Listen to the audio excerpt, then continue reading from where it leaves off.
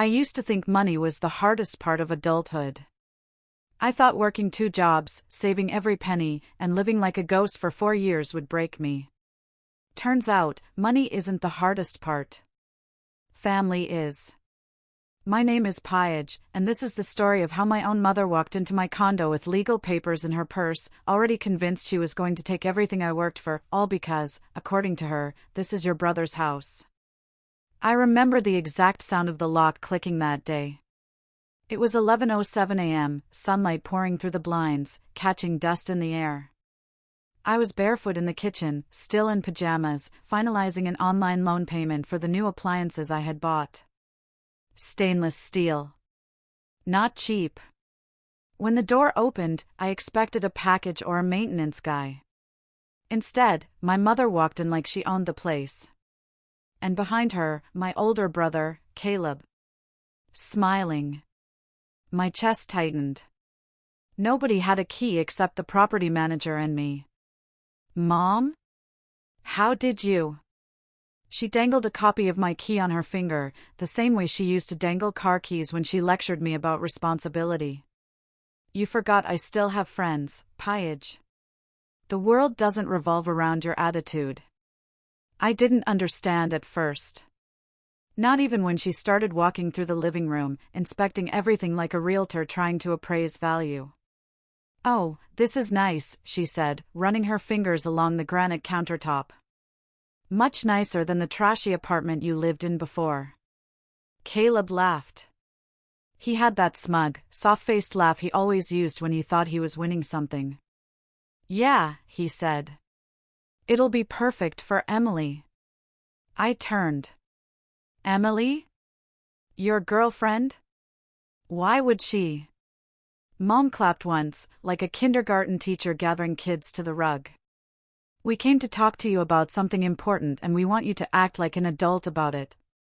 That's when she pulled the papers from her purse. A thick stack. Too thick for anything good. Your father bought this property, she said calmly. So by legal right, half of it belongs to your brother. I blinked. Then blinked again. The air went thin and sharp, like I'd walked into a freezer.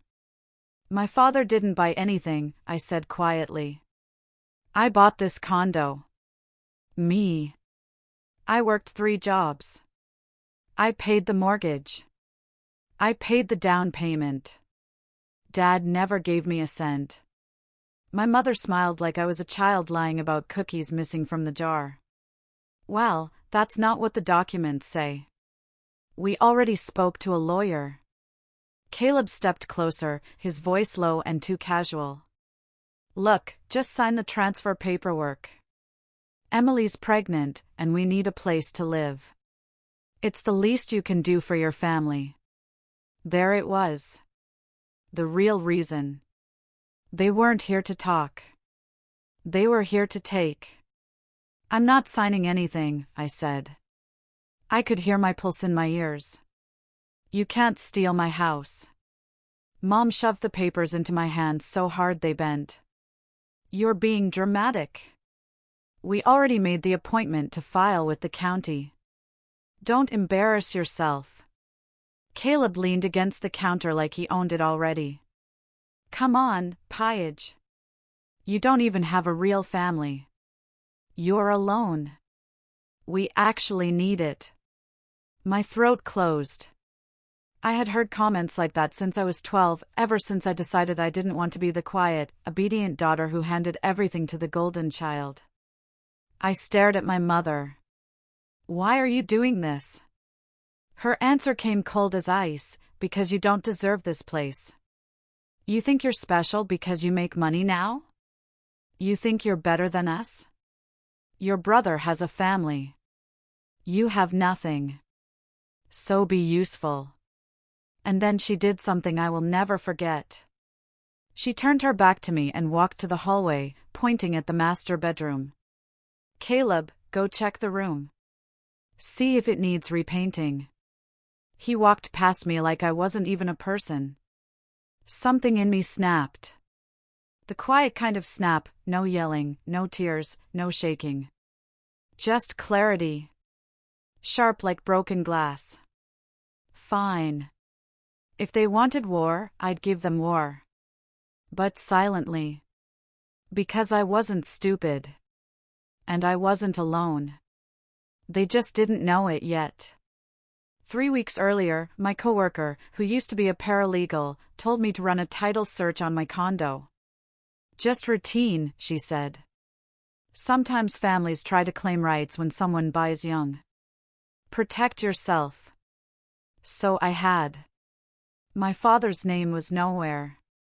Not on the mortgage. Not on the deed. Not on a single document. It was mine. Only mine. And I had the certified proof. But I didn't say a word. I let them walk through every room. I let my mother make jokes about painting over my tacky taste. I let Caleb open drawers like he was moving in. Because they wanted a show? They were going to get one. When they finally sat back down at the kitchen table, my mother pushed a pen across my granite counter. Sign. I looked at the pen. Looked at her. Looked at Caleb, who couldn't even hide how excited he was. So I signed.